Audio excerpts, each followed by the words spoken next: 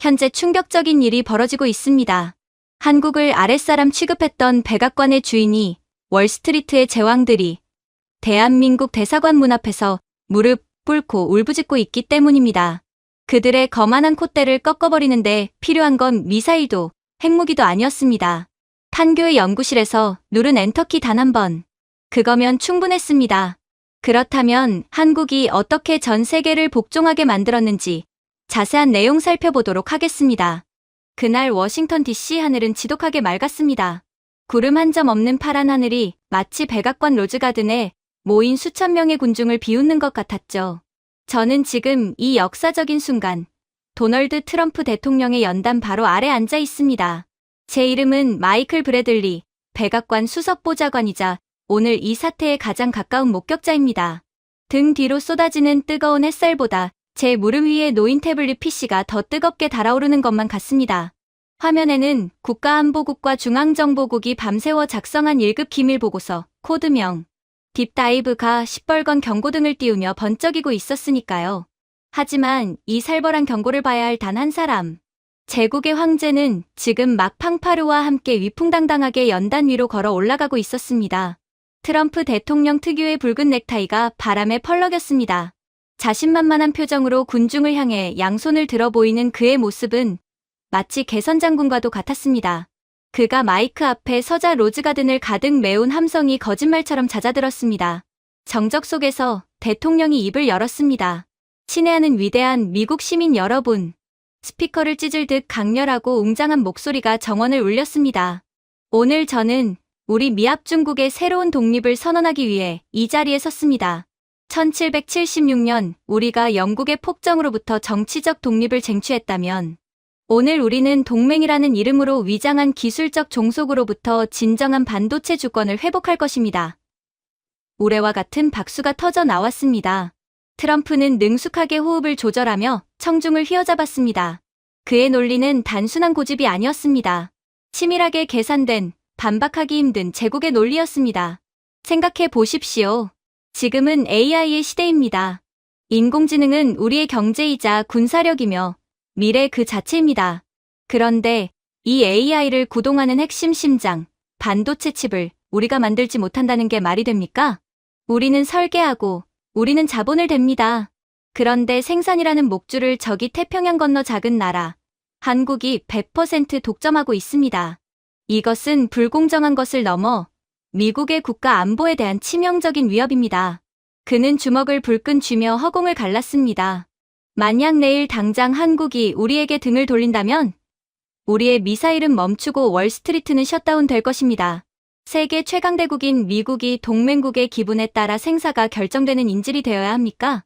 저는 미합중국 대통령으로서 이를 용납할 수 없습니다. 오늘부로 반도체 안보법을 발동하여 한국산 칩 의존도를 제로로 만들 것입니다. 우리의 위대한 기업, 인텔과 마이크론이 그들을 완벽하게 대체할 것입니다. MAGA, 함성이 로즈가든을 뒤덮었습니다. 성조기가 물결쳤고 사람들은 눈물을 흘리며 USA를 연호했습니다.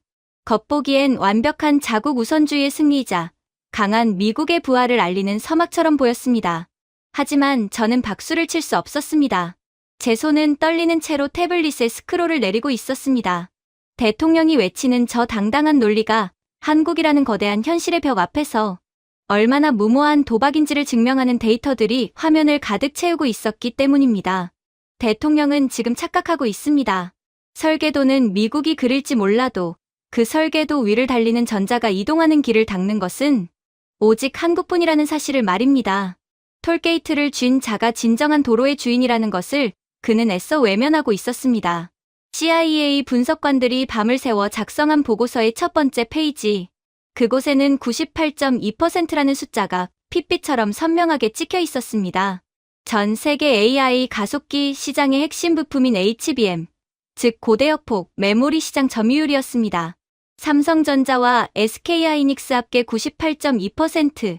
이것은 경쟁이 아니라 독점이었습니다. 나머지 1.8%조차 한국의 지난 세대의 공정 기술을 라이선스 받아 생산하는 하위 제품들이었습니다. 엔비디아의 블랙웰 칩도, 구글의 TPU도, 마이크로소프트의 애저 서버도 한국산 HBM이 없으면 작동조차 하지 않는 고철 덩어리였습니다. 저는 화면을 넘겼습니다. 더 절망적인 데이터가 저를 기다리고 있었습니다. 우리가 보유한 수천 개의 핵미사일, 그 정밀 타격을 위한 슈퍼컴퓨터의 연산 제어 장치 역시 한국산 파운드리에서 생산된 칩으로 구동되고 있었습니다. 대통령은 지금 반도체 독립을 외치고 있지만 사실상 미국의 심장을 멈추겠다는 선언이나 다름없었습니다. 보고서 하단에는 MIT 출신 수석 분석관이 남긴 공포에 가까운 메모가 적혀 있었습니다. 이것은 단순한 공급망 이슈가 아님. 한국은 현재 지구상에서 유일하게 전자의 흐름을 완벽하게 통제하는 신의 영역에 도달해 있음. 우리가 가진 달러 인쇄기로는 물리 법칙을 매수할 수 없음. 연설이 끝나고 트럼프 대통령은 의기양양하게 백악관 지하 벙커 상황실로 이동했습니다. 저도 납덩이 같은 다리를 이끌고 그 뒤를 따랐습니다. 지하 5층, 핵전쟁이 일어나도 안전하다는 그곳. 상황실에는 이미 인텔의 CEO, 리프탄이 대기하고 있었습니다. 그는 에어컨이 빵빵하게 돌아가는 실내에서도 연신 손수건으로 이마에 땀을 닦아내고 있었습니다.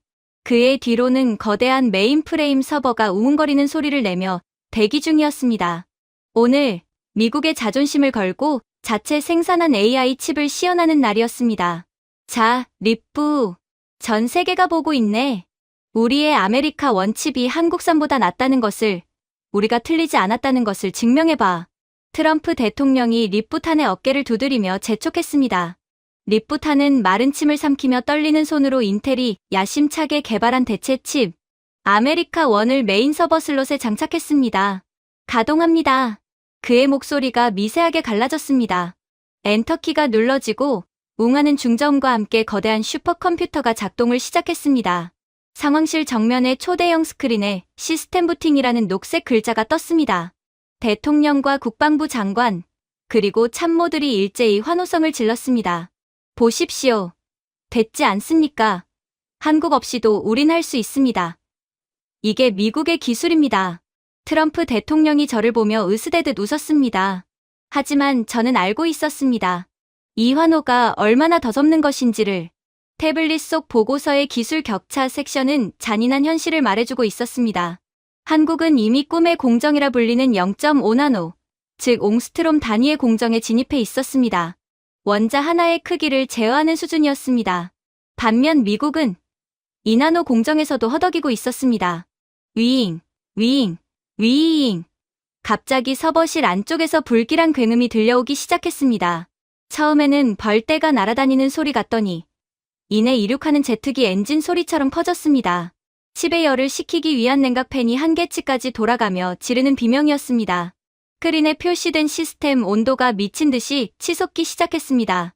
코어 온도 80C, 95C, 110C. 경고. 이게 뭐야?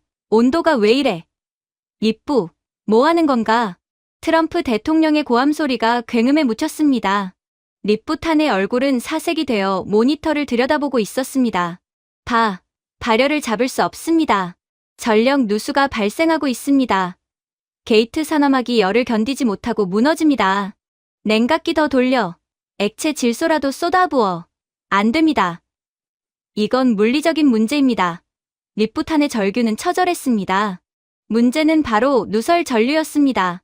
칩의 회로가 얇아질수록 전자가 멋대로 튀어나가는 현상. 한국은 이 문제를 GAA라는 전류가 흐르는 채널의 사면을 게이트가 감싸는 혁명적인 기술로 완벽하게 통제하고 있었습니다. 하지만 미국의 2나노 공정은 그저 흉내만 냈을 뿐 전자를 가두지 못했습니다. 한국은 원자 단위의 미세 조각을 하고 있는데 미국은 아직 몽둥이로 돌을 깨고 있는 수준이었던 겁니다. 열설계 전력 임계치 300% 초과. 칩이 녹아내리고 있습니다. 한국 반도체의 진짜 위력은 단순히 계산 속도가 빠른 것에 있지 않았습니다. 0.5나노의 초미세 공간 안에서 발생하는 400도 이상의 고열을 완벽하게 가두고 시키는 기적 같은 어드밴스드 패키징 기술. 그것이 한국의 독점 기술이었습니다.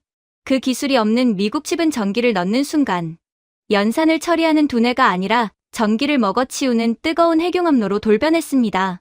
펑! 콰직! 결국 둔탁한 폭발음과 함께 강화유리로 된 서버실 내부에서 검은 연기가 피어올랐습니다. 과열을 견디지 못한 메인보드가 타버리며 콘덴서들이 터져 나간 것입니다.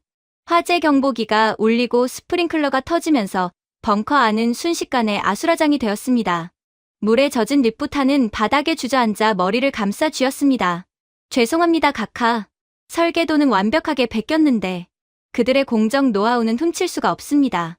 이건 50년의 격차입니다. 우리는 실패했습니다.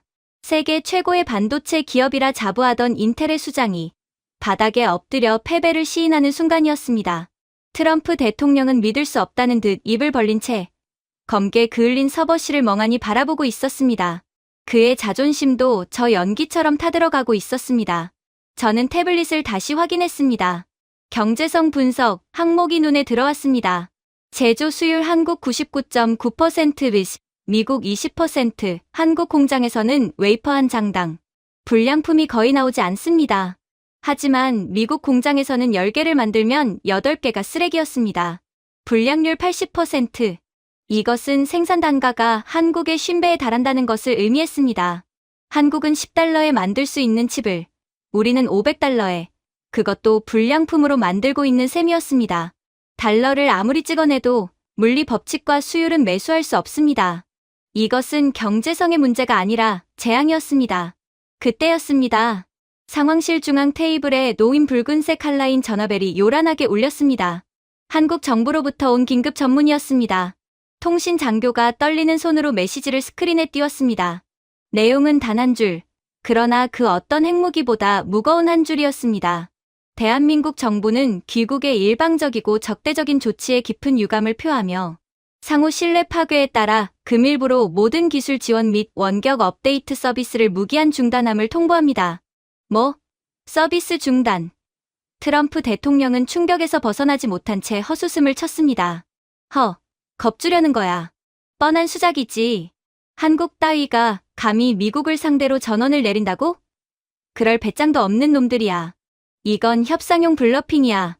강경파 참모들도 동조하며 억지 웃음을 지어 보였습니다. 하지만 저는 등골이 오싹해지는 공포를 느꼈습니다. 제가 20년간 지켜본 한국인들은 빈말을 하는 사람들이 아니었습니다.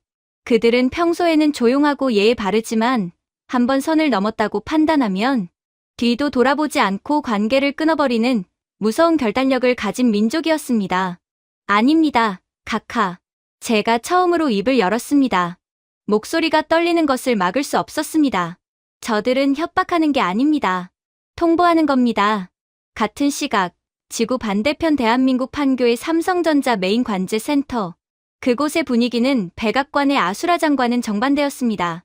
수백 명의 연구원들이 고요하게 모니터를 응시하고 있었습니다. 그곳에는 고성도, 당황도, 분노도 없었습니다.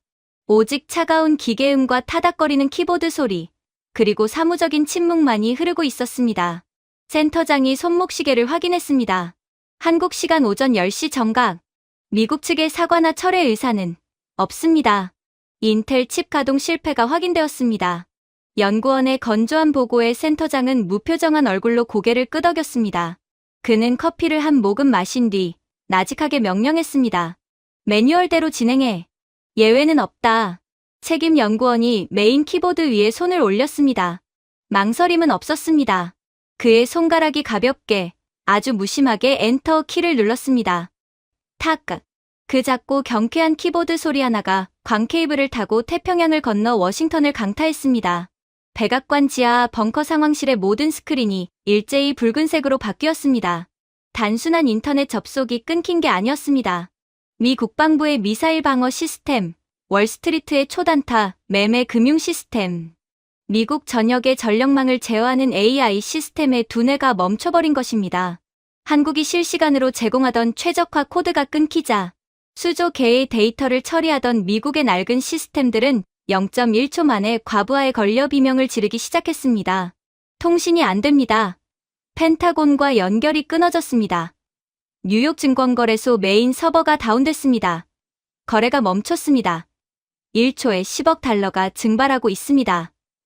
전국 발전소 터빈이 동기화 오류를 일으키고 있습니다. 주파수가 떨어집니다. 대정전 위험입니다. 비명 같은 보고들이 빗발쳤습니다. 트럼프 대통령은 멍하니 붉게 물든 스크린을 바라보았습니다. 그의 입술이 파르르 떨렸습니다.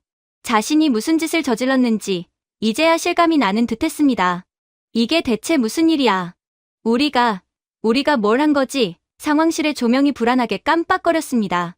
웅웅거리던 서버실의 팬 소음이 뚝 끊기더니 기괴한 정적이 흘렀습니다. 비상전력으로 전환되는 찰나의 순간 세계 최강대국의 심장부인 백악관 벙커는 완벽한 어둠에 잠겼습니다. 저는 땀에 젖은 손으로 답답해진 넥타이를 거칠게 풀며 중얼거렸습니다. 어둠 속에서 제 목소리는 공포에 질려 있었습니다. 우리는 사다리를 걷어차려고 했습니다. 한국이라는 사다리를 밟고 올라서서 그들을 아래로 내려다보려 했습니다. 하지만 우리는 간과했습니다. 애초에 우리는 사다리조차 오르지 못했다는 것을. 저들은 우리 머리 위 다른 차원에 존재하고 있었습니다. 이건 단순한 기술 격차가 아니었습니다. 우리가 흉내낼 수도 따라잡을 수도 없는 차원의 격차였습니다. 그리고 곧 느꼈죠. 지옥은 땅 밑 불구덩이에 있지 않다는 것을 말입니다. 그것은 월스트리트의 거대한 전광판이 핏빛으로 물드는 그 순간 우리 눈앞에 현실로 펼쳐졌습니다. 오전 9시 30분 뉴욕 증시 개장을 알리는 종소리와 함께 지옥의 문이 활짝 열렸습니다. 제가 백악관 상황실의 메인 모니터로 목격한 것은 주식시장이 아니었습니다. 그것은 거대한 도살장이었습니다. 개장 10초 만이었습니다. 세계 시가총액 1위 기업이자 인공지능의 황제라 불리던 엔비디아의 주가 그래프가 수직으로 곤두박질 쳤습니다. 숫자가 줄어드는 속도가 너무 빨라 전광판의 픽셀이 깨져 보일 정도였습니다. 플로어의 트레이더들은 머리를 감싸쥐고 비명을 질렀고 바닥에는 찢어진 주문서들이 눈처럼 흩날렸습니다. 3천조 원. 단 5분 만에 증발해버린 미국의 자산 가치였습니다. 프랑스라는 거대한 국가 하나의 1년치 GDP가 한국이 HBM 공급을 끊겠다는 통보 한 장의 연기처럼 사라진 것입니다. 저는 떨리는 손으로 넥타이를 거칠게 풀며 의자에 주저앉았습니다. 그때 상황실의 육중한 방탄문이 쾅 하고 열리더니 평소라면 뉴스 헤드라인을 장식했을 거물들이 들이닥쳤습니다. 엔비디아의 젠슨 황, 애플의 팀 쿡, 구글의 순다르 피차이, 메타의 마크 저커버그, 실리콘밸리를 지배하는 제왕들이었지만 지금 그들의 몰골은 폐잔병보다 못했습니다. 항상 검은색 가죽 재킷을 입고 자신감 넘치던 젠슨 황은 땀에 흠뻑 젖은 셔츠 바람이었고 침착함의 대명사 팀 쿡은 안경이 비뚤어진 줄도 모르고 헐떡이고 있었습니다. 카카, 이게 무슨 짓입니까? 당장 한국에 전화하십시오. 무릎이라도 꿇으란 말입니다. 젠슨 황이 대통령 책상을 두드리며 울부짖었습니다. 미국 대통령에게 고함을 치는 기업인이라니 평소라면 상상도 못할 일이었지만 지금 그에게는 이성이 남아있지 않았습니다. 방금 내 회사가 공중분해됐습니다. 주주들이 내 집 앞에 휘발유를 들고 찾아오고 있어요. 한국이 HBM 공급을 끊자마자 아마존과 마이크로소프트가 주문했던 블랙벨 칩 500만 개를 전량 취소했습니다. 칩이 없으면 데이터 센터는 그냥 전기 먹는 하마일 뿐이니까요. 트럼프 대통령이 당황하여 얼굴을 붉히며 소리쳤습니다. 진정하게. 자네들은 세계 최고의 기술 기업 아닌가? 팹리스. 그래. 공장이 없어도 설계도로 세상을 지배한다며. 설계도는 자네들 금고에 있잖아. 인텔 공장을 돌리면 될 거 아닌가? 왜 한국 따위에게 목을 매는 거야? 그 말에 팀 쿡이 허탈한 웃음을 터뜨렸습니다. 마치 미치광이의 웃음 같았습니다. 카카, 아직도 모르시겠습니까? 팹리스라는 말은 자랑이 아니라 저주였습니다. 우리는 껍데기일 뿐입니다. 팀 쿡이 떨리는 손가락으로 허공을 가리켰습니다. 우리는 완벽한 미슐랭 요리 레시피를 가지고 있습니다. 하지만 우리는 칼질도, 불 조절도, 재료 손질도 할 줄 모릅니다. 지금까지 한국이라는 천재 셰프가 우리 대신 요리를 해줘서 우리가 셰프 행세를 할 수 있었던 겁니다. 그런데 이제 그 셰프가 주방문을 걸어 잠갔습니다. 우리 손에 남은 건 종이 조각뿐입니다. 인텔이요? 인텔은 전자레인지도 제대로 못 돌리는 아마추어입니다. 그들에게 우리 설계도를 맡기느니 차라리 한강에 던져버리는 게 낫습니다. 그들의 절규는 과장이 아니었습니다. 설계 능력, 중요합니다. 하지만 그 설계를 물리적 실체로 구현해내는 손이 없다면 그것은 망상에 불과합니다. 미국은 지난 30년간 제조를 하찮게 여겼습니다. 손에 기름 묻히는 일은 개발도상국에나 넘겨주고 자신들은 에어컨 나오는 사무실에서 금융과 설계만으로 돈을 벌 수 있다고 믿었습니다. 하지만 그 오만이 오늘 우리를 뇌사 상태로 만들었습니다. 뇌가 아무리 명령을 내려도 손발인 한국이 움직이지 않으니 미국이라는 거인은 그저 식물인간일 뿐이었습니다. 도대체 한국에 무엇이 그리 대단하기에 세계 최강대국이 이토록 처참하게 무너지는가? 이 의문을 풀기 위해 워싱턴 인근의 미국 국립표준기술연구소 NIST로 향했습니다. 그곳에는 미국이 자랑하는 최고의 물리학자와 엔지니어들이 한국산 칩을 분해하고 있었습니다. 하지만 연구소의 분위기는 장례식장보다 더 무거웠습니다. 현미경을 들여다보던 수석 연구원 로버트 박사가 저를 보자마자 고개를 저었습니다. 그의 눈은 공포로 충혈되어 있었습니다. 보좌관님, 이건 사람이 만든 게 아닙니다. 그가 대형 모니터에 한국산 반도체의 웨이퍼 단면을 띄웠습니다. 수율을 보십시오. 웨이퍼의 정중앙부터 가장자리 1mm 끝단까지 단 하나의 불량칩도 없습니다. 수율 99.99%. 이건 물리적으로 불가능한 숫자입니다. 그는 믿을 수 없다는 듯 자신의 머리를 감싸 쥐었습니다. 반도체 공정은 나노 단위의 싸움입니다. 공기 중에 보이지 않는 먼지 하나, 작업자의 날숨에 섞인 수분 분자 하나만 닿아도 회로가 타버립니다. 그런데 한국 공장은 우주 공간보다 더 완벽한 진공 상태를 유지하고 있습니다. 아니, 환경만의 문제가 아닙니다. 로버트 박사가 비교 사진을 띄웠습니다. 왼쪽은 매끈하고 완벽한 한국의 회로, 오른쪽은 울퉁불퉁하고 끊어진 미국의 회로였습니다.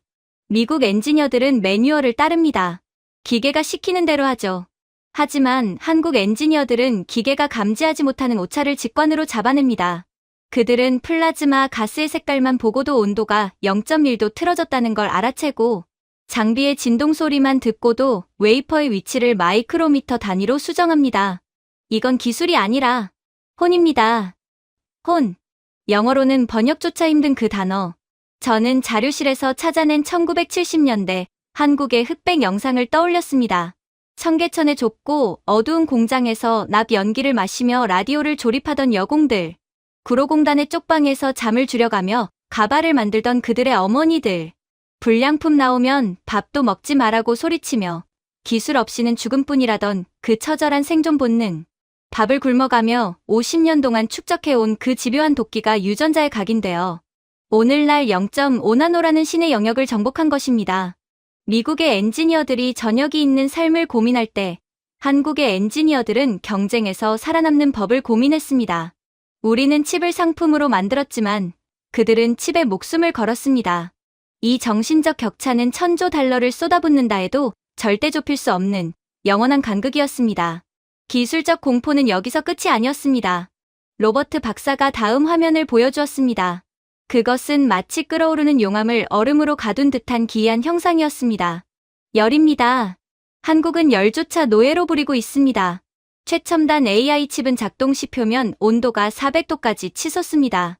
용광로 옆에 있는 것과 다름없는 이 고열을 잡지 못하면 칩은 스스로 녹아내려 실리콘 덩어리가 됩니다. 미국은 이 문제를 해결하기 위해 TCNCF라는 고체 필름 방식을 사용했습니다. 칩 사이에 얇은 필름을 끼워 열을 차단하려 했죠. 하지만 결과는 대실패였습니다. 필름이 열을 배출하지 못하고 가두는 바람에 칩이 내부 압력을 견디지 못하고 팝콘처럼 터져나갔습니다. 그런데 한국은 액체를 씁니다. 액체라고요? 네. MRMUF 공정입니다. 그들은 칩 사이에 머리카락 100분의 1도 안 되는 미세한 틈으로 특수한 액체 보호제를 흘려넣어 굳힙니다. 이 액체는 400도의 열을 순식간에 흡수해 30도로 식혀버립니다. 더 무서운 게 뭔지 아십니까?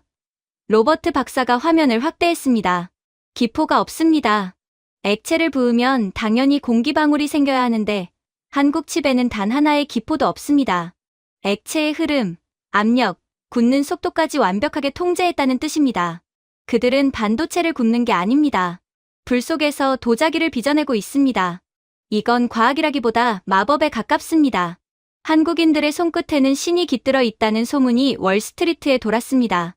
젓가락으로 쇠구슬을 집어 올리는 그 민족만이 가능한 영역이라고. 우리는 그것을 문화적 차이라고 웃어넘겼지만 이제 그 손끝이 우리의 목을 조르고 있었습니다. 그때 벙커의 대형 스크린에 긴급 뉴스 속보가 떴습니다. 브라질 상파울루의 전경이었습니다. 하지만 도시는 칠흑 같은 어둠 속에 잠겨 있었습니다.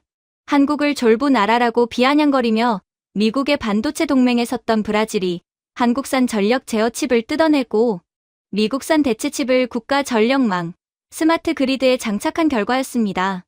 앵커의 다급한 목소리가 들려왔습니다. 브라질 국가 전력망 붕괴, 상파울루, 리우데자네이루 등 주요 도시 대정전. 미국산 대체칩이 과부하를 견디지 못하고 변전소 12곳에서 동시 폭발했습니다. 신호등이 꺼져 교통이 마비되었고 병원의 비상 발전기도 멈추고 있습니다. 화면 속 브라질 대통령은 촛불 하나에 의지해 대국민 담화를 발표하고 있었습니다. 땀에 젖은 그의 얼굴은 공포와 후회로 일그러져 있었습니다. 국민 여러분, 죄송합니다. 우리는 한국이 파는 것이 단순한 부품인 줄 알았습니다. 건전지처럼 아무거나 갈아 끼우면 되는 줄 알았습니다. 하지만 그들은 우리의 신경망을 쥐고 있었습니다. 한국을 적으로 돌린 순간 우리는 뇌사 상태가 되었습니다. 브라질 대통령은 카메라 앞에서 고개를 떨구었습니다. 그것은 단순한 사과가 아니라 기술 패권국을 향한 패배 선언이었습니다. 과거 한국 전쟁 때 옥수수 가루를 원조해주며 우월감에 젖어있던 그들이 이제는 한국의 칩 하나를 얻기 위해 국가의 자존심을 버려야 하는 상황. 이것은 완벽한 역전극이었습니다. 한국은 더 이상 도움을 받는 나라가 아니라 문명의 생사를 결정하는 갑이 되어 있었습니다. 하지만 더 근본적이고 소름 끼치는 공포는 따로 있었습니다. 전 세계의 시간이 뒤틀리고 있었습니다. 뉴욕 증권거래소의 거래 체결 시간이 미세하게 어긋나고 런던 히드로 공항의 관제 시스템이 항공기 위치를 0.5초 늦게 포착하는 사고가 발생했습니다. 백악관 과학기술정책실장이 창백한 얼굴로 보고했습니다. 세계의 시간이 틀어졌습니다. 각하. 시간이라니? 그게 무슨 소리인가? 모든 디지털 시스템은 심장 박동처럼 일정한 신호, 즉, 클럭에 맞춰 데이터를 주고받습니다. 지난 30년간 한국산 메모리가 시장을 99% 독점하면서 전 세계의 모든 서버, 통신, 금융 시스템의 표준 속도가 한국 칩의 타이밍에 맞춰져 버렸습니다. 그는 마른 침을 삼키며 말을 이었습니다. 그리니치 천문대가 세계 표준시를 정하던 시대는 끝났습니다. 이제 인류의 디지털 시간은 한국 판교의 서버실에서 결정됩니다. 한국이 타이밍 신호를 0.001초만 늦춰도 뉴욕의 주식 거래가 꼬이고 런던의 신호등이 엉키고 도쿄의 지하철이 충돌합니다. 그들은 마음만 먹으면 세계의 시간을 멈출 수도 되돌릴 수도 있는 시간의 지배자입니다. 좌중은 침묵에 빠졌습니다. 우리는 한국을 제조업 국가라고 얕봤지만 그들은 사실상 지구라는 거대한 컴퓨터의 운영체제를 장악하고 있었던 겁니다. 미국은 뒤늦게 발버둥 쳤습니다. 우리가 직접 만들자. 돈은 얼마든지 찍어내면 된다. 연준 의장이 무제한 양적 완화를 선언하며 달러를 쏟아부으려 했습니다. 하지만 현장의 엔지니어들은 고개를 저었습니다. 한국 기술을 흉내내려 해도 그 기반이 되는 소재, 부품, 장비조차 삼성이나 SK하이닉스 같은 한국 기업들이 독점 생태계를 구축해 놓은 상태였기 때문입니다. 칩을 깎는 초고순도 에칭 가스도 한국산, 웨이퍼를 씻어내는 초순수 기술도 한국산, 심지어 공장의 미세먼지를 걸러내는 나노 필터조차 한국 기업의 특허였습니다. 한국이 쳐놓은 거미줄 같은 공급망 장벽은 난공불락의 요새였습니다. 우리가 한국을 제재하려던 그 법안들이 오히려 우리를 그 요새 밖으로 쫓아내는 자충수가 된 것입니다. 트럼프 대통령이 힘없이 집무실 의자에 주저앉았습니다. 그의 뒤로 걸린 링컨 대통령의 초상화가 오늘따라 서글퍼 보였습니다. 그는 멍한 눈으로 허공을 응시하며 중얼거렸습니다. 우리는 그들이 가난할 때 기술을 전수해줬다고 착각했어. 우리가 사다리를 내려줬다고 생각했지. 그들이 우리 발밑에 있다고 믿었어. 대통령의 목소리가 젖어 들어갔습니다. 하지만 그들은 그 기술을 삼키고 씹어먹고 소화해서 아무도 오를 수 없는 거대한 성벽을 쌓아버렸어. 이제 사다리는 없어. 우리는 그저 그 성벽 아래서 제발 문 좀 열어달라고, 칩 하나만 던져달라고 애원하는 거지. 50년 전 그들이 우리에게 그랬던 것처럼 말이야. 우리는 껍데기였습니다. 화려한 브랜드와 막대한 자본, 강력한 군사력을 가졌지만 정작 21세기 문명을 움직이는 알맹이는 한국이 쥐고 있었습니다. 실리콘의 신이 있다면 그는 분명 한국어를 쓰고 있을 겁니다. 그리고 지금 그 신은 침묵하고 있습니다. 그 침묵이 월스트리트의 비명보다 더 크게 세상을 뒤흔들고 있습니다. 오늘 미합 중국은 멸망하지 않았습니다. 다만 우리는 실리콘 제국의 식민지가 되었습니다. 그렇게 워싱턴 DC가 칠흑 같은 어둠 속에서 신음하는 동안 지구 반대편에서는 훨씬 더 추악하고 원초적인 붕괴가 시작되고 있었습니다. 저는 태블릿을 통해 덜레스 국제공항 VIP 터미널의 실시간 CCTV 화면을 보고 있었습니다. 그곳은 이미 외교적 품위 따위는 찾아볼 수 없는 아수라장이었습니다. 화면 속 주인공은 어제까지 백악관 로즈가든에서 한국의 독점을 막아야 한다며 어깨동무를 하고 샴페인을 터뜨렸던 브라질과 인도네시아의 외교관들이었습니다. 브라질은 이번 사태로 리우데자네이루의 모든 항만 크레인 시스템까지 마비되었습니다. 한국산 통신칩이 끊기자마자 세계 최대의 커피 수출항은 거대한 고철 더미로 변해버린 것입니다. 인도네시아 역시 마찬가지였습니다. 자카르타의 국가 행정 서버가 다운되면서 2억 7천만 명의 신원 데이터베이스가 먹통이 되었습니다. 국가 기능 자체가 정지된 초유의 사태 앞에서 그들은 살길을 찾아야 했습니다. 그 살길은 오직 하나, 서울로 가는 비행기 티켓뿐이었습니다. 하지만 문제는 서울로 향하는 하늘길이 이미 포화 상태라는 점이었습니다. 전 세계 모든 국적기가 인천공항 착륙 허가를 요청하고 있었기에 티켓은 다이아몬드보다 귀했습니다. 화면 속에서 브라질 대사가 인도네시아 영사의 멱살을 잡고 흔들고 있었습니다. 이봐, 그 티켓 내놔. 우리 대통령 전용기가 이륙을 못하고 있단 말이야. 이거나 우리 장관님이 먼저 예약했어. 너희가 미국 꼬임에 넘어가서 서명만 안 했어도 이 꼴은 안 났잖아. 웃기지 마. 너희야말로 가장 먼저 한국 욕했잖아. 그들은 서로의 넥타이를 잡아당기며 바닥을 뒹굴었습니다. 명품 양복은 찢어지고 구두 한 짝이 날아갔지만 그들 손에 들린 한국행 티켓만은 구겨질세라 꼭 쥐고 있었습니다. 불과 24시간 전 한국을 운 좋은 졸부 취급하며 비웃던 그 오만함은 온데간데 없었습니다. 생존이라는 절박함 앞에서 그들은 가장 밑바닥의 본성을 드러내고 있었습니다. 저는 그 추태를 보며 혀를 찼습니다. 어제까지만 해도 한국을 씹어대던 자들이 지금은 한국 바짓가랑이를 잡으려고 저러고 있구나. 그들의 추락은 단순한 외교적 망신이 아니었습니다. 그것은 한국이라는 나라를 만만한 상대로 오판했던 대가였습니다. 한국은 그들에게 친구가 되어주려 했지만 그들은 한국을 지갑 취급했습니다. 이제 그 지갑이 닫히자 그들은 숨조차 쉴 수 없는 빈 껍데기 신세가 되었습니다. 저는 역겨운 공항 CCTV를 끄고 다시 CIA 기밀 서버에 접속했습니다. 도대체 한국이라는 나라는 어떤 저력을 가지고 있기에 전 세계를 이렇게 쥐락펴락할 수 있는 것인가? 저는 파일명 강철을 클릭했습니다. 화면에는 1970년대 대한민국 포항의 영일만 해변을 찍은 빛바랜 흑백 사진들이 나타났습니다. 사진 속 풍경은 처참했습니다. 변변한 중장비 하나 없이 삽과 곡괭이를 든 깡마른 남성들이 모래바람이 휘몰아치는 허허벌판에 서 있었습니다. 그들의 발에는 안전화 대신 낡은 군화나 고무신이 신겨져 있었고 안전모도 없이 수건으로 머리를 동여맨 사람들도 보였습니다. 그들은 대한민국의 아버지들이었습니다. 보고서에는 당시 현장의 기록이 적혀 있었습니다. 1970년 포항. 자본도 기술도 전무했다.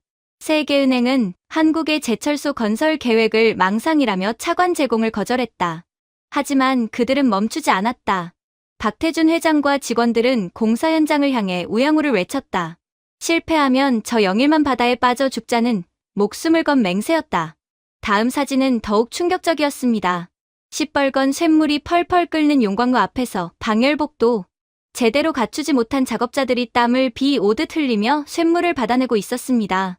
그들의 얼굴은 열기에 그을려 검게 변해 있었지만 눈빛만은 형형하게 빛나고 있었습니다. 울산 조선소 건설 현장. 정주영 회장은 거북선이 그려진 500원짜리 지폐 한 장을 들고 영국 은행을 찾아갔다. 독도 없고 공장도 없는 백사장 사진 한 장을 보여주며 배를 팔았다. 미친 짓이었다. 하지만 그들은 맨손으로 방파제를 쌓고 바다 위에서 배를 만들었다.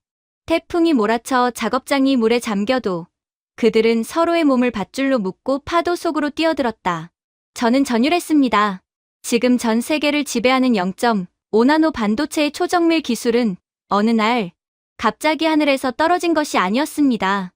10원짜리 하나를 벌기 위해 1500도의 쇳물 앞에서 청춘을 바치고 거친 파도와 싸우며 배를 만들던 그 아버지들의 거친 손이 있었기에 가능한 것이었습니다. 그 투박하고 굳은 살 박힌 손이 수십 년의 세월을 거치며 세상에서 가장 섬세하고 정교한 반도체를 깎는 신의 손으로 진화한 것입니다. 서구 열강들은 한국을 녹슨 철판이나 두드리는 하청 국가라고 조롱했지만 한국인은 그 거친 손으로 다이아몬드보다 더 단단하고 빛나는 기술의 성벽을 쌓아 올렸습니다. 그들은 기적을 바란 게 아니었습니다. 그저 뼈를 갈아 넣었을 뿐입니다. 그때 태블릿 알림창에 긴급 인도주의 요청이 떴습니다. 발신지는 튀르키예 앙카라였습니다. 한국전쟁 당시 대규모 파병을 해주었던, 그래서 한국인들이 형제의 나라라 부르며 각별하게 생각했던 나라였습니다. 하지만 이번 사태에서 튀르키예는 미국의 압박을 이기지 못하고 반환 전선에 가담했었습니다. 상황은 심각했습니다. 튀르키예 전역의 대형 병원에서 한국산 바이오 센서 칩 공급이 중단되자 신생아 중환자실의 인큐베이터가 멈춰섰습니다. 수술실의 정밀 로봇팔도 작동을 멈췄습니다. 아이들의 생명이 경각에 달린 위기였습니다. 튀르키예 대통령이 긴급 생방송에 나섰습니다. 그는 울먹이며 한국에 호소했습니다. 한국은 우리의 형제입니다. 우리가 70년 전 한국을 위해 피를 흘렸듯 이제 한국이 우리 아이들을 살려주십시오. 형제의 나라가 우리를 버릴 리 없습니다. 그의 호소는 절절했습니다. 하지만 삼성전자의 AI 시스템이 보낸 답변은 냉혹하리만큼 건조했습니다. 시스템 메시지 귀국은 계약 미이행 국가로 분류되었습니다. 표준 약관 제4조에 의거하여 핵심 부품 공급이 차단됩니다. 튀르키예 관료들은 당황했습니다. 우리는 혈맹이다라는 감정적 호소가 통하지 않았기 때문입니다. 하지만 잠시 후 한국 정부로부터 추가 메시지가 도착했습니다. 단, 인도적 차원에서 해당 병원들에 한해 비상 접속 코드를 24시간 동안 개방합니다. 이는 생명을 구하기 위함이지 귀국의 계약 위반을 용서한 것은 아닙니다. 형제라는 말로 의무를 대신하려 하지 마십시오. 그것은 완벽한 선긋기였습니다. 한국은 과거 도움을 받던 약소국의 위치에서 벗어나 이제는 생명을 구원하는 절대적 위치에서 자비를 베풀고 있었습니다. 동시에 감정에 호소하지 말고 실력과 신용으로 대화하라는 무언의 압박을 가했습니다. 튀르키예 대통령은 생방송 도중 고개를 숙이며 감사합니다. 그리고 죄송합니다라고 말해야 했습니다. 역사의 아이러니이자 국격의 완전한 역전이었습니다. 화면은 이제 대한민국 수원, 삼성전자 본사 디지털시티의 로비로 바뀌었습니다. 그곳은 지금 전 세계 권력의 축소판이었습니다. 평소라면 의전 차량을 타고 레드카펫을 밟았을 거물들이 로비의 가죽 소파에 빽빽하게 앉아 있었습니다. 독일의 경제부 장관은 초조한 표정으로 다리를 떨고 있었고 사우디아라비아 왕세자의 최측근은 땀을 뻘뻘 흘리며 부채질을 하고 있었습니다. 그들의 손에 들려있는 것은 화려한 외교 문서나 금괴 가방이 아니었습니다. 은행 창구에서나 볼 법한 작은 종이 조각, 바로 대기 번호표였습니다. 딩동, 경쾌한 알림음과 함께 전광판에 숫자가 떴습니다. 481번 고객님, 5번 창구로 오십시오. 사우디 측 수행원이 참다 못해 벌떡 일어났습니다. 그는 한국인 보안요원에게 다가가 소리쳤습니다. 이보시오. 우리가 누군지 알아? 사우디 왕실이야. 오일머니가 얼마인지 아냐고. 당장 회장님을 만나게 해줘. 돈은 달라는 대로 주겠소. 하지만 보안요원의 반응은 놀라울 정도로 차분했습니다. 그는 눈 하나 깜짝하지 않고 정중하게, 그러나 단호하게 말했습니다. 손님, 여기는 한국입니다. 그리고 지금 손님이 쥐고 계신 번호표는 482번입니다. 아직 앞 사람이 있습니다. 돈으로 새치기 하실 수 없습니다. 자리에 앉아 조용히 기다려 주십시오. 사우디 수행원의 얼굴이 붉어졌지만 그는 결국 아무 말도 못하고 다시 자리에 앉아야 했습니다. 주변에 앉아있던 독일 장관과 프랑스 특사가 그를 비웃듯 쳐다봤지만 그들 역시 손에 쥔 번호표를 꽉 쥐고 있기는 마찬가지였습니다. 돈과 과거의 권력이 통하지 않는 곳, 오직 한국의 시스템과 원칙 아래서 전 세계가 평등하게 줄을 서는 압도적 갑의 풍경. 과거 한국 대통령이 차관을 빌리러 갔을 때 문전박대를 당하며 몇 시간씩 기다려야 했던 그 서름을 이제는 그들이 한국 땅에서 겪고 있었습니다. 이것은 복수가 아니었습니다. 그저 정의가 실현되는 과정이었습니다. 저는 인텔의 기술 고문이 보낸 한국 기술 복제 실패 원인 분석 보고서를 읽으며 헛웃음을 지었습니다. 그들은 도저히 이해할 수 없다고 적어놨습니다. 분석 불가, 한국 공장의 생산 속도는 물리적 한계를 초과함. 소위 빨리빨리 문화가 시스템에 적용된 것으로 보이나 이것이 어떻게 불량률 0%로 이어지는지 과학적으로 설명 불가능. 서국어는 오랫동안 한국의 빨리빨리 문화를 조급함이라고 비웃었습니다. 한국인은 여유가 없어 삶을 즐길 줄 몰라라며 혀를 찼습니다. 하지만 저는 이제 알았습니다. 한국인의 빨리빨리는 단순한 속도가 아니었습니다. 그것은 생존을 위한 극한의 효율성이었습니다. 전쟁의 폐허 속에서 남들보다 빨리 건물을 올려야 비를 피할 수 있었고 남들보다 빨리 물건을 만들어 팔아야 굶지 않을 수 있었던 절박함. 그 처절한 생존 본능이 반도체 공정에 녹아들어 1분, 1초를 쪼개 쓰는 나노 단위의 정밀함으로 진화한 것입니다. 미국 엔지니어가 커피를 마시며 내일 하자고 미룰 때 한국 엔지니어는 컵라면을 삼키며 오늘 끝내야 한다고 모니터에서 눈을 떼지 않았습니다. 밥 먹는 시간조차 아까워했던 그 헝그리 정신이 지금 인텔과 TSMC가 흉내조차 낼 수 없는 초격차 기술의 원천이었습니다. 우리는 흉내 낼 수 없어. 제가 중얼거렸습니다. 우리는 배가 불러서 그들처럼 목숨 걸고 칩을 만들 수 없다고. 저들은 속도전으로 우리를 압살하고 있어. 보고서의 마지막 페이지에는 1997년 IMF 외환위기 당시의 뉴스 영상이 링크되어 있었습니다. 영국의 BBC 기자가 떨리는 목소리로 보도하는 영상이었습니다. 믿을 수 없습니다. 나라가 빚더미에 앉자 국민들이 장롱 속의 금을 꺼내 들고 나왔습니다. 아이의 돌반지, 결혼반지, 심지어 돌아가신 어머니의 유품인 금비녀까지. 그들은 이 금을 국가에 기부하고 있습니다. 이 나라는 미쳤습니다. 위기가 닥치면 흩어지는 게 아니라 강철처럼 뭉칩니다. 저는 화면 속에서 금반지를 내놓으며 눈물을 훔치는 한국의 주부들을 보았습니다. 지금 미국과 유럽에서는 위기가 닥치자 마트를 털고 서로의 물건을 약탈하고 있는데 한국인들은 정반대였습니다. 그들은 위기 앞에서 더 단단해졌습니다. 밟을수록 강해지는 잡초처럼, 아니 불 속에 들어갈수록 단단해지는 강철처럼 말입니다. 그 도끼, 그 무서운 단결력, 그것이 지금의 반도체 신화를 만든 진짜 엔진이었습니다. 다른 개발도상국들이 자원이 없다고, 식민지였다고, 가난하다고 포기할 때 한국은 그래서 우리는 더 독해져야 한다며 이를 악물었습니다. 쉬운 길은 가지 않았습니다. 남들이 만든 것을 사다 쓰는 대신 밤을 새워 우리 것을 만들었습니다. 그리고 지금 그 고집스러웠던 도끼가 전 세계를 무릎 꿇리고 있었습니다. 다시 태블릿 화면 속 벙커. 삼성의 박영진 박사는 컵라면을 다 비우고 모니터에 가득 찬 전 세계의 구조 요청 메시지들을 바라보고 있었습니다. 그의 표정에는 승리감보다는 묘한 쓸쓸함이 묻어났습니다. 그는 알고 있었을 것입니다. 지금 한국이 쓴 왕관의 무게를. 이것은 권력이 아니라 인류 문명을 지탱해야 하는 무거운 책임이라는 것을. 그가 젓가락을 내려놓으며 나직이 중얼거리는 모습이 고해상도 카메라에 잡혔습니다. 우리는 세계를 지배할 생각이 없었다. 그저 무시당하지 않고 싶었을 뿐이다. 내 자식들을 굶기지 않고 남의 나라에 가서 서름받지 않게 하고 싶었을 뿐이다. 제 입에서 나직한 탄식이 흘러나왔습니다. 그들은 가장 낮은 곳에서 시작했기에 가장 높은 곳에 올라설 자격이 있다. 하지만 그럼에도 제 태블릿 화면 너머 뉴욕 맨해튼에서 벌어지고 있는 자본의 붕괴를 막을 수 있는 방법은 없었습니다.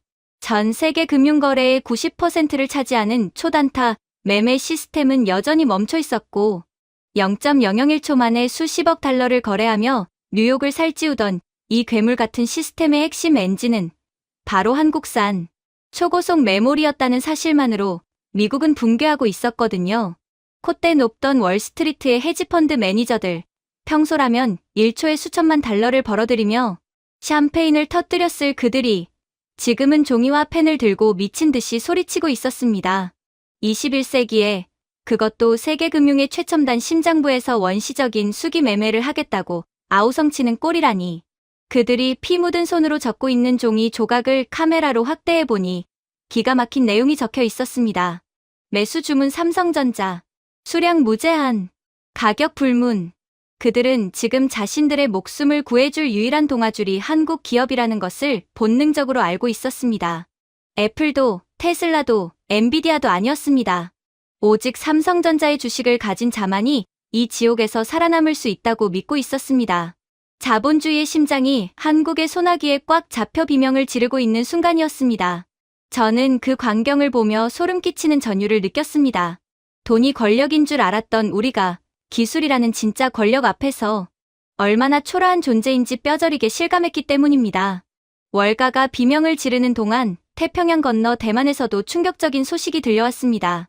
세계 최대의 파운드리 기업이자 한국의 영원한 라이벌이라 불리던 TSMC가 백기를 들었습니다.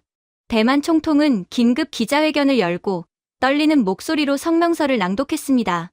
그의 뒤로는 멈춰선 공장의 굴뚝만이 처량하게 서 있었습니다. 우리는 인정합니다. 반도체의 진정한 황제는 한국입니다. TSMC는 그저 황제의 명을 받아 적는 재상일 뿐이었습니다. 그동안 세계는, 그리고 우리 미국은 TSMC가 칩을 제일 잘 만든다고 믿었습니다. 하지만 그것은 반쪽짜리 진실이었습니다. TSMC가 아무리 나노 단위로 정교하게 칩을 깎아도 그 칩을 포장하고 연결하는 패키징, 기술과 데이터를 공급하는 고대역폭 메모리가 없으면 그 칩은 뇌 없는 시체나 다름없었습니다. 그리고 그 핵심 기술의 99%는 한국이 독점하고 있었습니다. 한국이 공급을 끊자 대만이 자랑하던 반도체 호국 신사는 거대한 고철 덩어리로 전락했습니다. 대만 총통은 카메라 앞에서 고개를 숙였습니다. 일국의 지도자가 타국 기업에게 애원하는 모습은 처절했습니다. 한국 정부에 간곡히 요청합니다. 기술 제휴를 허락해 주십시오. 우리는 경쟁자가 아닙니다. 한국의 하청업체가 되어도 좋습니다. 제발 공장만 돌리게 해주십시오. 대만 경제가 멈췄습니다. 세계 반도체 시가총액 1위 기업이 한국 앞에 무릎을 꿇고 구걸하는 장면. 그것은 반도체 삼국지의 시대가 끝났음을 알리는 신호탄이었습니다. 이제 세상에는 오직 하나의 제국, 팍스코리아나만이 존재할 뿐이었습니다. 인도 역시 참혹한 대가를 치르고 있었습니다. 그동안 인도는 한국은 하드웨어 공장이나 돌리는 나라라며 자신들이야말로 진정한 IT 강국, 소프트웨어의 지배자라고 자부해왔습니다. 벵갈루루의 IT 단지는 그 자부심의 상징이었습니다. 하지만 한국산 서버용 CPU 공급이 중단되자 그들의 자부심은 산산조각 났습니다. 수십만 명의 천재 프로그래머들이 키보드를 두드려봤자 그 코드를 실행할 컴퓨터가 켜지지 않았습니다. 인도 과학기술부 장관이 폭우가 쏟아지는 뉴델리 한국 대사관저 앞에 서 있는 모습이 뉴스에 잡혔습니다. 그는 우산도 쓰지 않은 채 빗물과 눈물로 범벅이 된 얼굴로 대문 인터폰을 향해 소리치고 있었습니다. 평소에 거만함은 온데간데 없었습니다. 우리가 틀렸습니다. 소프트웨어는 몸체일 뿐, 영혼은 한국에 있습니다. 영혼 없는 몸체가 무슨 소용입니까? 제발 칩을 주십시오. 우리는 한국이 없으면 그저 타자기 치는 원숭이일 뿐입니다.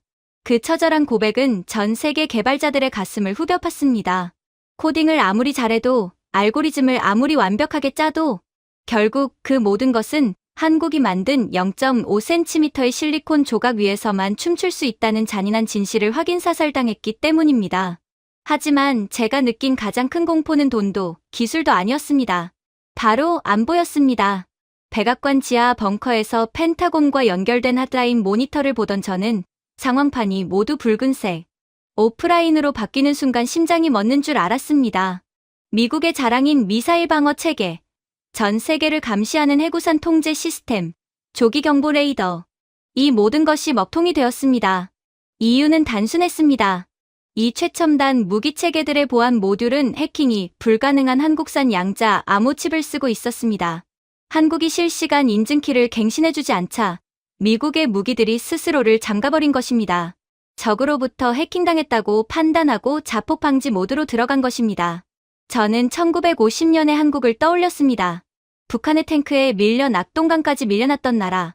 미군이 지켜주지 않으면 지도에서 사라질 뻔했던 나약한 나라. 우리는 그들을 구해줬고 지켜줬다고 믿었습니다. 그들은 우리의 영원한 수혜자이자 우리가 보호해야 할 어린아이 같은 존재라고 생각했습니다. 하지만 지금 2026년의 현실은 정반대였습니다. 한국이 손가락 하나만 까딱하면 미국 본토는 적의 핵미사일에 무방비로 노출될 위기에 처해 있었습니다. 우리의 방패는 한국이 쥐고 있었습니다. 세상에, 우리가 그들을 지켜준 게 아니었어. 제 입에서 신음 같은 독백이 흘러나왔습니다. 그들이 우리를 살려두고 있었던 거야. 우리의 목숨은 지금 한국인의 손가락 끝에 달려 있어. 1950년의 은인이 2026년에는 우리의 생사여탈권을 쥔 심판자가 되었구나. 상황이 이 지경이 되자 트럼프 대통령은 마지막 카드를 꺼냈습니다. 바로 달러였습니다.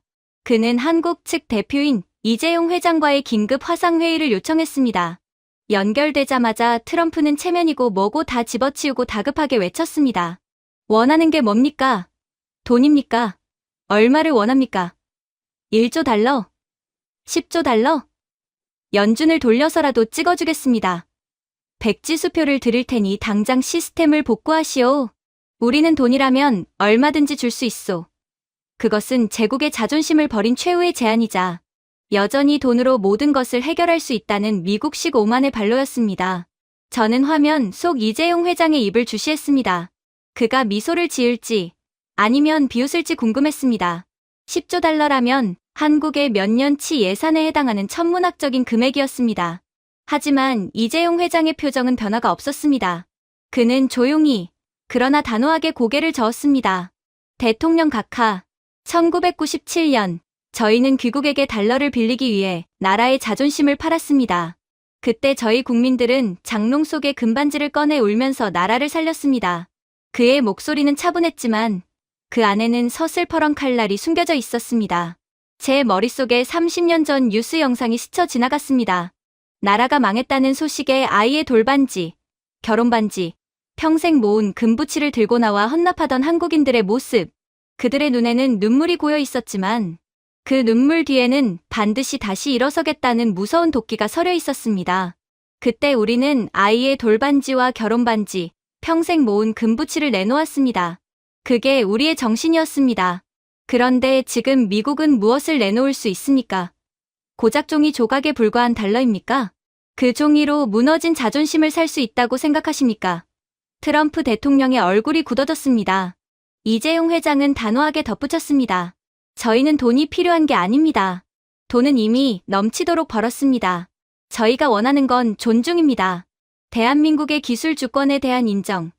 그리고 오만한 제재에 대한 진심 어린 사과. 그것 없이는 100조 달러를 가져와도 이 스위치는 켜지지 않을 겁니다. 트럼프 대통령은 말문이 막혀 멍하니 화면을 바라보았습니다. 돈 몇 푼에 굽실거리지 않는 돈으로 살 수 없는 가치를 지닌 선진국의 품격. 그것은 핵무기보다 더 강력한 위압감이었습니다. 미국은 그동안 돈으로 친구를 사고 돈으로 적을 굴복시켜 왔습니다. 하지만 오늘 돈 따위는 휴지 조각처럼 여기는 진정한 강적을 만난 것입니다. 저는 이 압도적인 힘의 원천을 다시 한번 확인하고 싶었습니다. 도대체 무엇이 그들을 이렇게 강하게 만들었는가? 저는 CIA 기밀 서버의 마지막 폴더, 파일명 P를 열었습니다. 거기에는 반도체 신화 뒤에 가려진 이름 없는 영웅들의 기록이 있었습니다. 화면에는 먼지 한 톨 허용되지 않는 클린룸 내부의 사진들이 떴습니다. 우주복 같은 하얀 방진복을 입고 기계 옆에 쪼그리고 앉아 쪽잠을 자는 엔지니어들. 유해 화학물질을 다루다 백혈병에 걸려 쓰러져가면서도 공정 레시피가 적힌 노트를 손에서 놓지 않았던 그들의 피눈물 나는 희생. 보고서에는 2000년대 초반 과로로 순직한 한 수석 연구원의 유서가 첨부되어 있었습니다. 내 피가 멈추더라도 라인은 멈추면 안 된다. 이 칩 하나에 우리 아이들의 미래가 달려있다. 우리가 만든 건 반도체가 아니라 대한민국이라는 나라의 방파제다. 후배들아, 절대 이 기술을 뺏기지 마라. 이것이 우리의 유일한 무기다. 보고서를 읽는 제 손이 떨렸습니다. 서구권의 엔지니어들이 주말 파티를 즐기고 워라밸을 외치며 휴가를 떠날 때 한국인들은 자신의 생명을 깎아 기술을 닦았습니다. 그 숭고한 희생이 모이고 모여 오늘날 미국을 무릎 꿇린 보이지 않는 무기가 된 것입니다. 그들은 알고 있었던 것입니다. 기술이 없으면 다시 1950년처럼 1997년처럼 짓밟힐 수 있다는 것을. 이 기술은 실험실이 아니라 한국인들의 피 속에서 만들어진 것이구나. 돈으로 살 수 없는 게 당연해. 이건 그들의 목숨값이니까. 저는 태블릿을 내려놓으며 경외감에 고개를 숙였습니다. 제가 상대하고 있는 것은 기업이 아니라 한과 도끼로 무장한 민족 그 자체였습니다. 결국 대통령은 창백한 얼굴로 명령했습니다. 저를 비롯한 미국 고위 관료들이 직접 한국으로 가서 무슨 이권을 주더라도 반드시 한국을 설득하라고 말입니다. 그렇게 대통령의 명령이 있은지 불과 4시간 후 워싱턴 덜레스 공항의 활주로에는 미국 VIP 전용기 에어포스 1의 엔진이 거친 굉음을 내며 예열되고 있었습니다.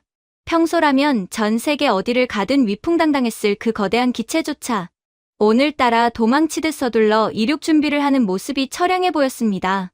공식적인 방한 목적은 한미 간 긴급 안보 및 기술협력 회담이었지만 그 비행기에 탑승한 저를 포함한 모든 수행원은 알고 있었습니다. 이것은 외교가 아니라 생존을 위한 14시간의 긴급 구조 요청 비행이라는 것을 말입니다. 기내에는 무거운 침묵만이 감돌았습니다. 펜타곤의 장군들도 국무부의 엘리트 관료들도 누구 하나 입을 떼지 못했습니다. 창밖으로 보이는 미국의 수도는 여전히 칠흑 같은 어둠 속에 잠겨 있었고 우리는 그 어둠을 피해 빛이 있는 곳, 지구 반대편의 작은 반도 국가를 향해 야반도주하듯 날아올랐습니다. 태평양을 건너는 14시간 동안 저는 한숨도 자지 못했습니다. 저희는 한국 측에 제시할 협상안을 수정하고 또 수정했습니다. 이걸 주면 너무 많이 주는 거 아닌가? 라고 참모가 물으면 누군가는 신경질적으로 소리쳤습니다. 그럼 내가 가서 불을 켜오던가. 지금 내 목에 칼이 들어와 있다고. 천하의 미국이 이토록 초라해지는 것을 목격하는 것은 고통스러운 일이었습니다. 마침내 기장의 안내 방송이 나왔습니다. 곧 인천국제공항에 착륙합니다. 저는 창문 덮개를 올렸습니다. 그리고 그 순간 기내에 있던 모든 사람이 동시에 탄성을 내뱉었습니다. 오 마이 갓. 눈 아래 펼쳐진 광경은 충격 그 자체였습니다. 칠흑 같았던 워싱턴과는 비교조차 할 수 없는, 아니 21세기가 아니라 22세기에 도착한 듯한 찬란한 빛의 대양연이 우리를 맞이하고 있었기 때문입니다. 인천공항과 그 주변 도시는 대낮보다 더 환하게 빛나고 있었습니다.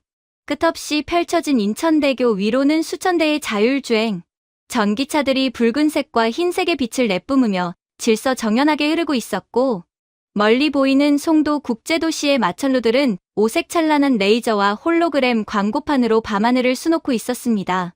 그것은 단순한 야경이 아니었습니다. 에너지와 데이터가 폭발하는 거대한 문명의 심장 박동이었습니다. 옆자리에 앉은 상무부 차관이 멍하니 중얼거렸습니다. 우리가 그들을 보호하고 있다고 생각했어. 우리가 그들의 형님이라고 믿었다고. 그런데 지금 저 아래를 봐. 누가 보호자고 누가 피보호자지. 그의 말대로였습니다. 압도적인 문명의 격차 앞에서 우리의 낡은 자존심은 활주로에 닿기도 전에 산산조각이 나버렸습니다. 비행기가 게이트에 멈춰서고 트랩이 연결되자 차가우면서도 상쾌한 한국의 공기가 밀려들어왔습니다. 하지만 우리를 기다리고 있는 것은 레드카펫과 환영 인파가 아니라 냉혹한 현실이었습니다. 입국장으로 들어서자 낯익은 얼굴들이 보였습니다. 우리보다 한 발 앞서 도착한 베트남의 산업부 장관과 필리핀의 외교부 장관이었습니다. 그들은 눈치 빠르게 미국 VIP의 방한 일정에 맞춰 우리도 미국과 함께 온 일행인이 들여보내달라며 한국 입국 심사대 앞에서 실랑이를 벌이고 있었습니다. 평소라면 깍듯이 의전을 받았을 그들이었지만 한국의 AI 보안 시스템 앞에서는 그저 입국 거부 대상자일 뿐이었습니다. 투명한 강화 유리로 된 차단벽 너머로 한국인 보안 책임자가 무표정한 얼굴로 서 있었습니다. 비키라고. 내가 누군지 알아? 베트남 장관이야. 미국 고위 장관 및 차관들이 저기 오잖아. 우린 일행이라고. 베트남 장관이 유리를 쾅쾅 두드리며 고래고래 소리를 질렀습니다. 하지만 보안 책임자는 눈 하나 깜짝하지 않고 마이크를 통해 차갑게 응대했습니다. 시스템 조회 결과 귀하는 현재 기술 안보 위험, 인물 및 신뢰도 등급 F로 분류되어 있습니다. 어떠한 경우에도 입국이 불어됩니다. 즉시 출국해 주십시오. 옆에 있던 필리핀 장관이 울먹이며 호소했습니다. 이보시오. 우리가 남입니까? 60년 전 당신네 나라가 전쟁으로 폐허가 됐을 때 우리가 쌀을 보내주지 않았습니까? 장충체육관도 우리가 기술자 보내서 지어줬잖습니까? 그때는 고맙다고 눈물 흘리더니 이제 와서 문전박대하는 겁니까? 그의 절규는 처절했습니다. 맞습니다.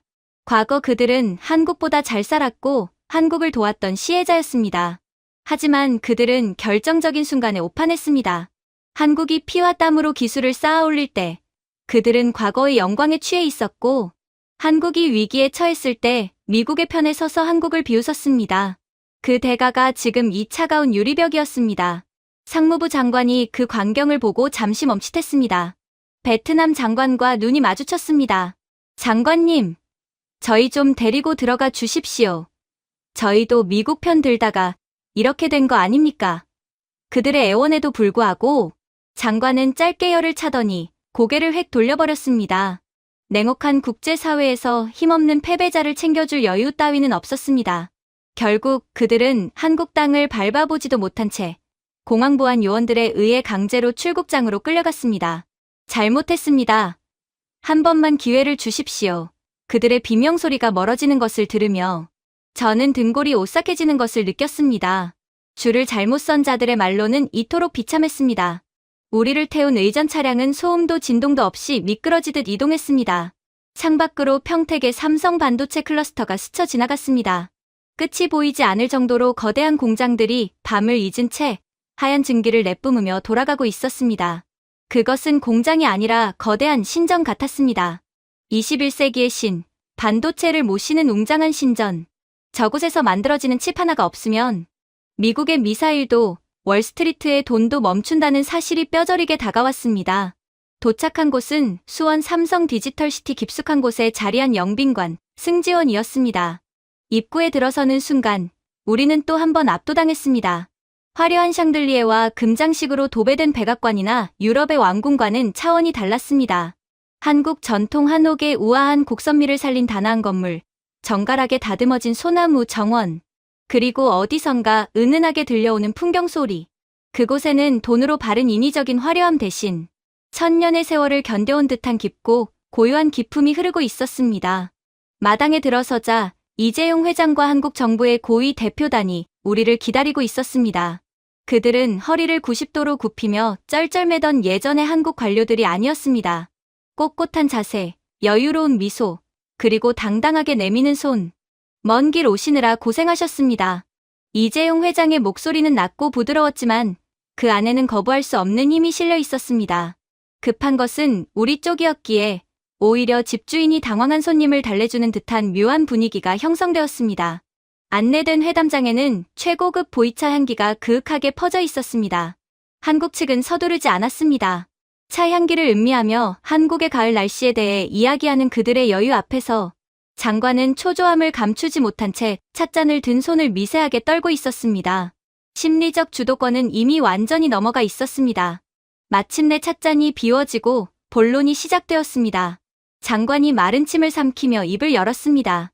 이 회장, 그리고 한국 대표단 여러분, 단도직입적으로 말하겠소. 시스템 복구 코드를 주시오. 미국은 지금 1분 1초가 급하오. 그의 목소리에는 간절함이 묻어났습니다. 이재용 회장은 말없이 미소만 지었습니다. 그 침묵이 장관을 더 초조하게 만들었습니다. 대신 미국의 체면을 세워줘야겠소. 미국이 한국에게 굴복해서 항복 문서를 썼다는 식으로 언론에 나가면 트럼프 대통령의 지지율은 끝장납니다. 내년 선거도 있소. 미국이 주도해서 한국을 글로벌 파트너로 포용했다는 모양새를 만들어 주시오. 우리는 혈맹이지 않습니까? 그것은 패배를 인정하면서도 마지막 자존심만은 지키고 싶어하는 제국의 늙은 황제가 보내는 최후의 타협안이었습니다. 저는 한국 측이 이를 거절하고 망신을 줄까봐 조마조마했습니다. 하지만 이재용 회장은 뜻밖에도 흔쾌히 고개를 끄덕였습니다. 알겠습니다. 원하시는 대로 해드리겠습니다. 장관의 눈이 커졌습니다. 정말이오? 네. 대외적으로는 미국 주도의 글로벌 기술 동맹에 한국이 핵심 파트너로 참여한다고 발표하십시오. 기자회견 사진도 미국이 원하시는 구도로 트럼프 대통령이 주인공이 되도록 찍어드리겠습니다. 저희는 미국의 리더십을 존중합니다. 장관의 얼굴에 그제야 화색이 돌았습니다. 그는 자신이 탁월한 협상 기술로 외교적 승리를 거두었다고 착각하는 듯했습니다. 하하, 역시 이 회장은 말이 통하는구만. 진작 이렇게 나왔으면 좋았을 것을. 그는 호탕하게 웃으며 분위기를 주도하려 했습니다. 하지만 그때 이재용 회장이 비서에게 눈짓을 보냈습니다. 비서가 두툼한 가죽 파일 하나를 테이블 위에 조용히 아주 무겁게 올려놓았습니다. 대신 저희의 성의를 받아주시는 대가로 이 서류에 서명해 주시면 됩니다. 이게 뭐요? 양국의 미래를 위한 실무 합의서입니다. 장관이 의심스러운 눈초리로 파일을 열었습니다. 그리고 첫 페이지를 읽는 순간 그의 미소가 석고상처럼 굳어버렸습니다. 제가 곁눈질로 확인한 내용은 실로 충격적이었습니다.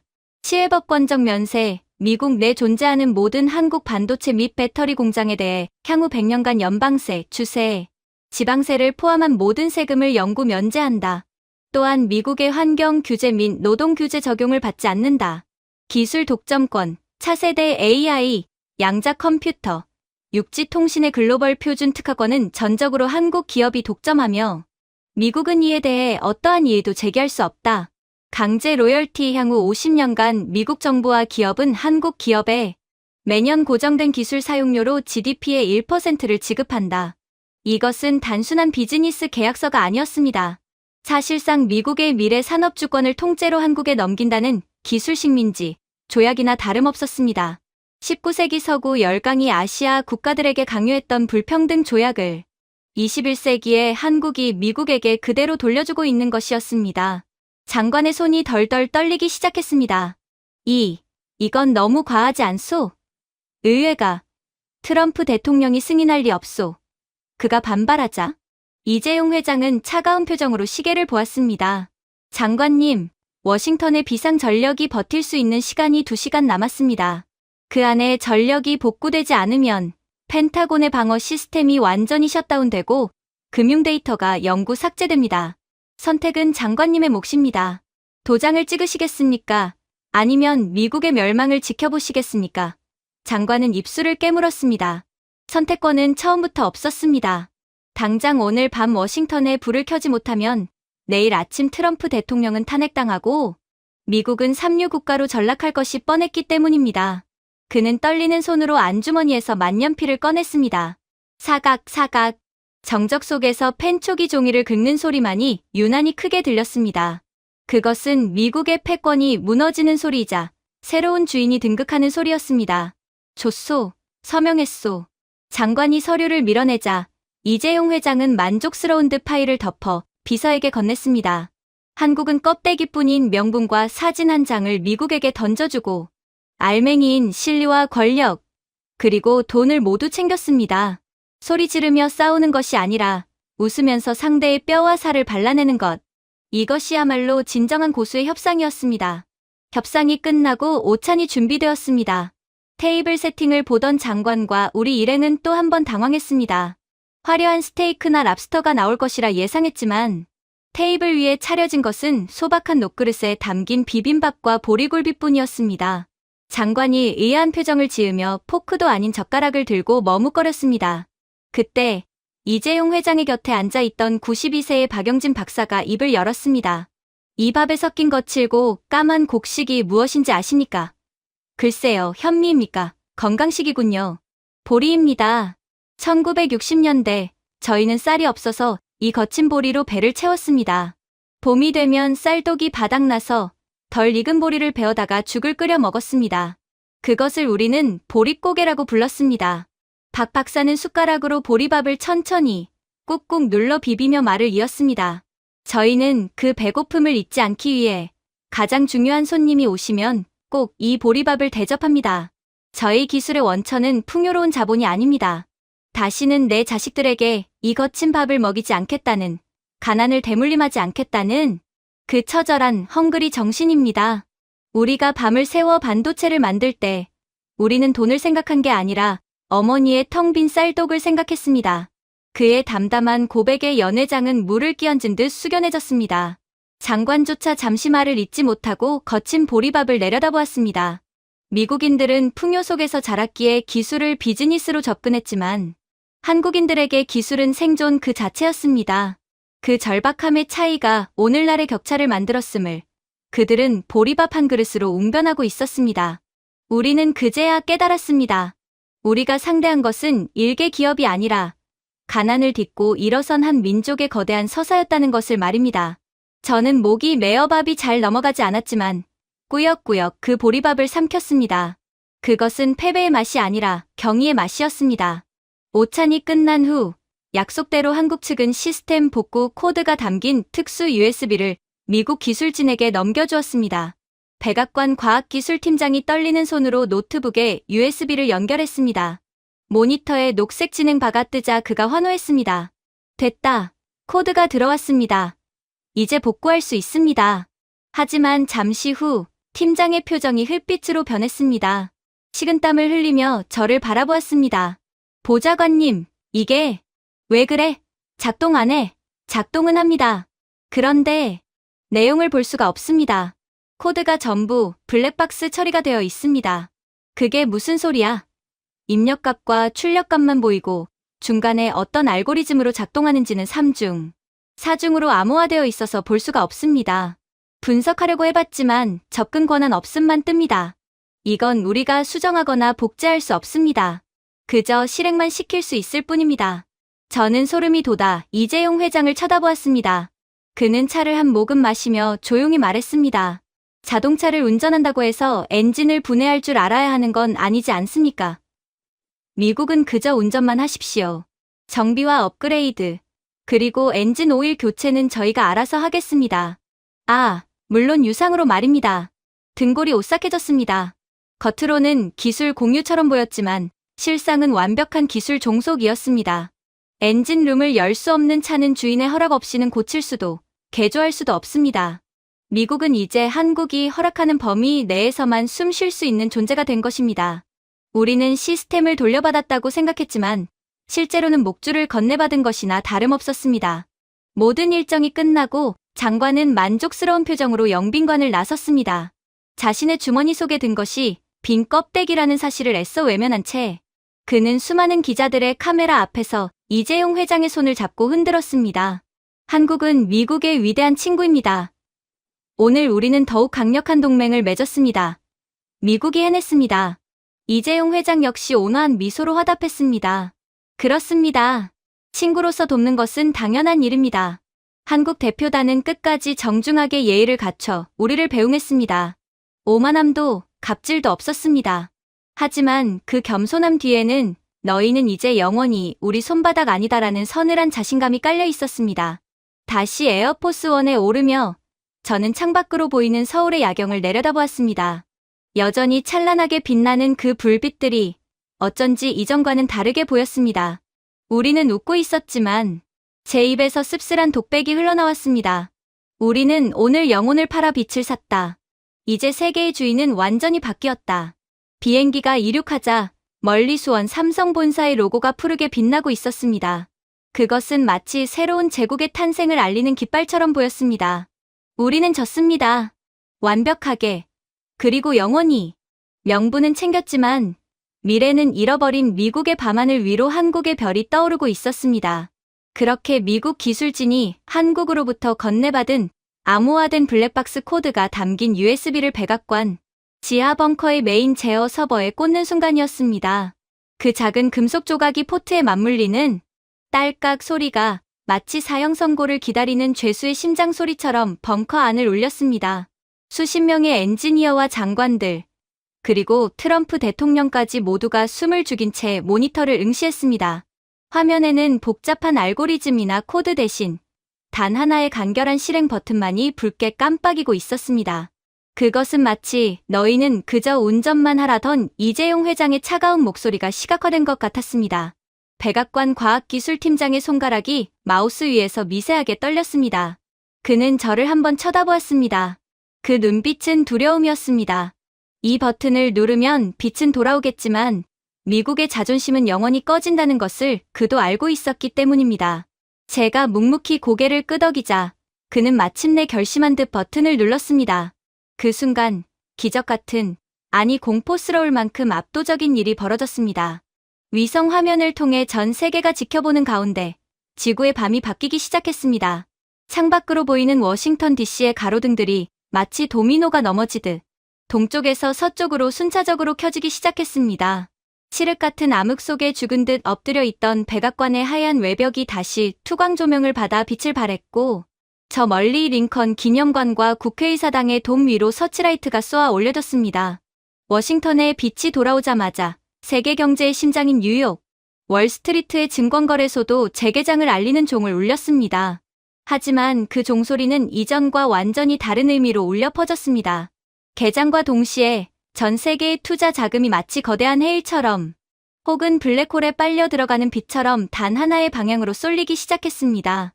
그 목적지는 뉴욕도, 런던도, 상하이도 아니었습니다. 바로 서울이었습니다.